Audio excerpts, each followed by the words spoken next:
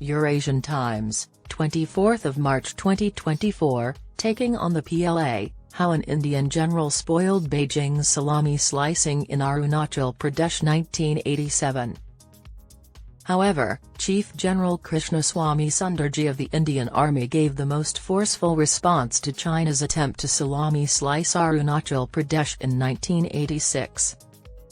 He was an intelligent, aspirational, and controversial leader of the Indian Army, known by his nickname, Sundarji. During his 2 years in office, he oversaw the Indian Peacekeeping Force's involvement in the civil conflict in Sri Lanka. He was crucial in executing Operation Brasstacks, the largest war game ever held on the Indian subcontinent. By establishing a mechanized infantry regiment, the whisky-drinking thinking general, as he was nicknamed, is also recognized for modernizing the Indian Army. The media's portrayal of him was as follows: he had the showmanship and flamboyance of Patton, the drive and conceptual vision of Rommel, the ego and stubbornness of Churchill, the ambitious hawkishness of MacArthur, and the political manipulating skills. It turned out to be a potent concoction. But the 1986 to 1987 Operation Falcon brought out the best in him as a great planner.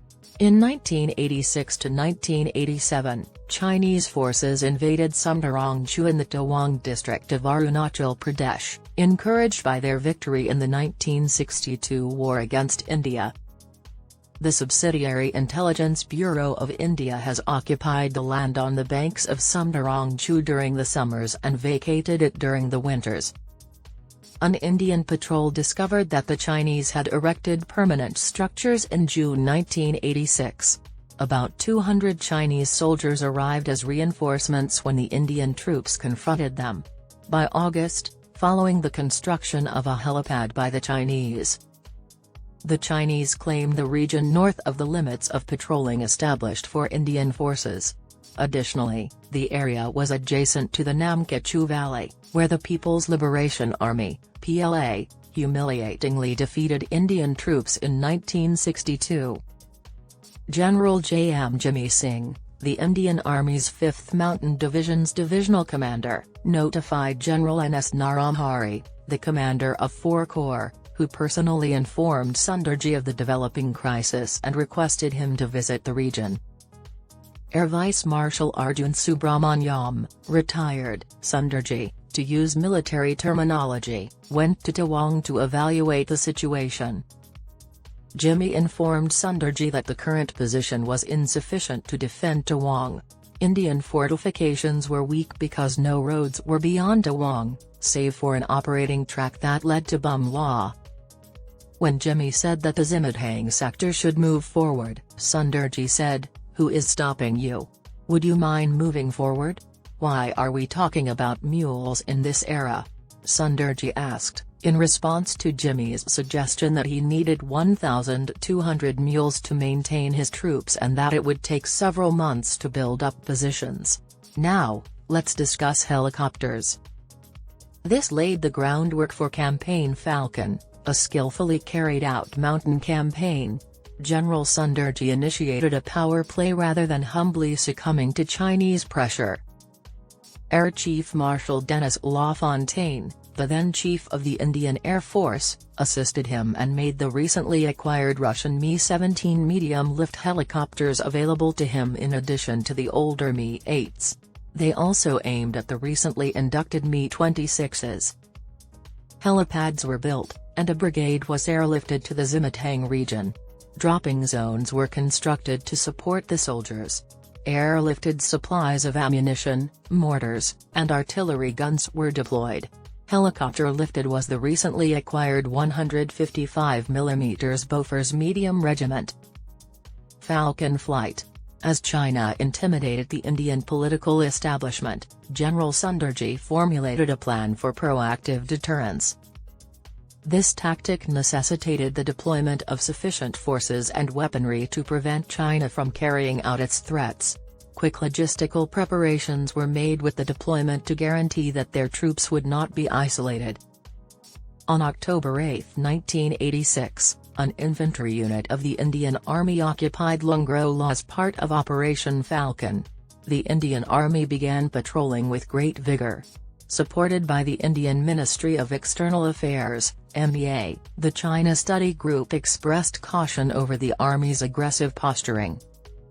In November 1986, the PLA launched a last-ditch effort to seize control of an unnamed rocky feature overlooking Lungro, as the MEA was pressuring for negotiations with the Chinese.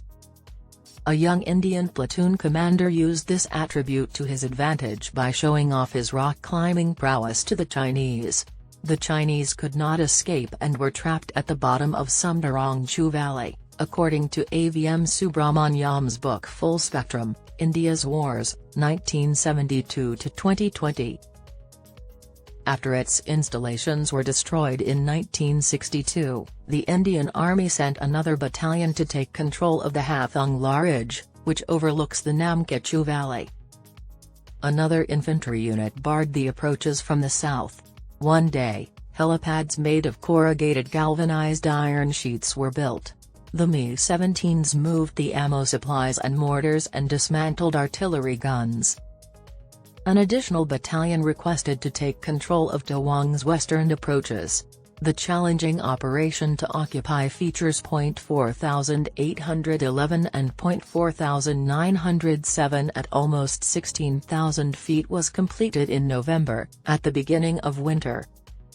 The Indian Army approached the Tawang Monastery's Rinpoche, or chief priest, for assistance in convincing each Tawang household to provide 3 people to assist in constructing the maintenance lifeline.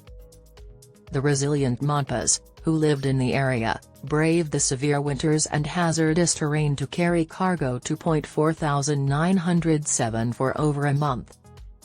They refused Jimmy's offer of snow boots and high-altitude gear because they believed it would deprive fighting troops of their protective gear, and instead lived and worked by faith. AVM Subramaniam said, "They were the unsung heroes of Operation Falcon and had to be convinced by Jimmy to accept payments for their services once the crisis blew over." India's answer surprised the Chinese, and they counter-built up in response. The West predicted war in the Himalayas, while the Chinese warned of a replay of 1962.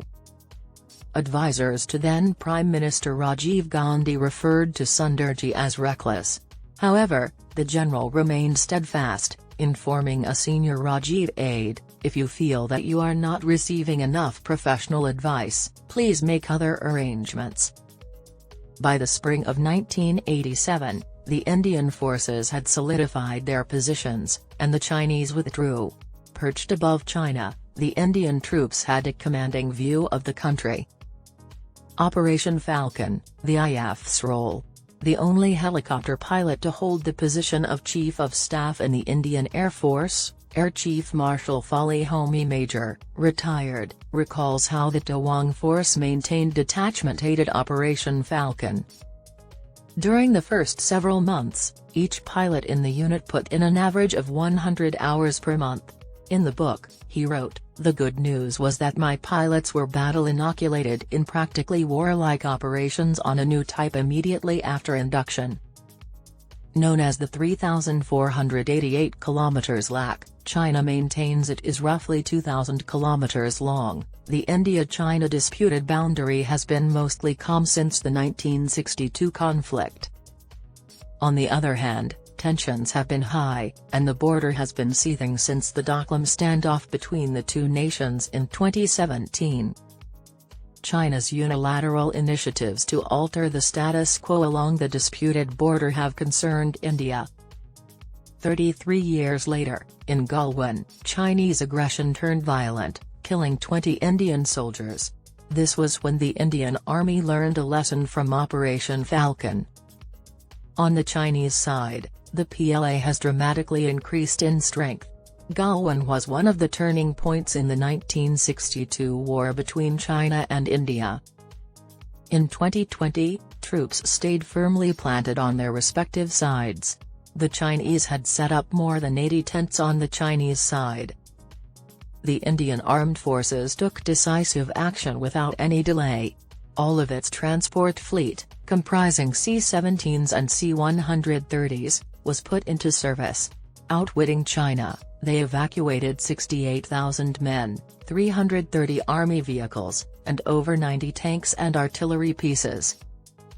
Operation Falcon was to occupy a forward position in the Tawang sector to prevent intrusion, improve defensive positions, and assert our claim on the McMahon Line, said Jimmy, who became a lieutenant general.